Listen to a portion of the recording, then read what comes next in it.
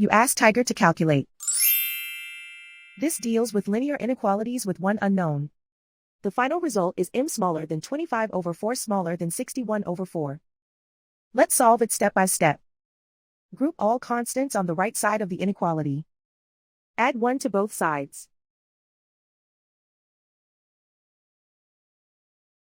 Simplify the arithmetic.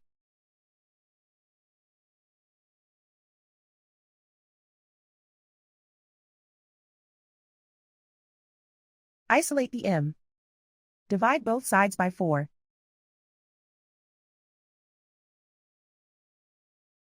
Simplify the fraction.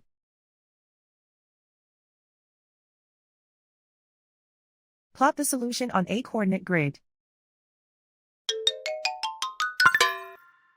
And so the final result is m smaller than 25/4 smaller than 61/4.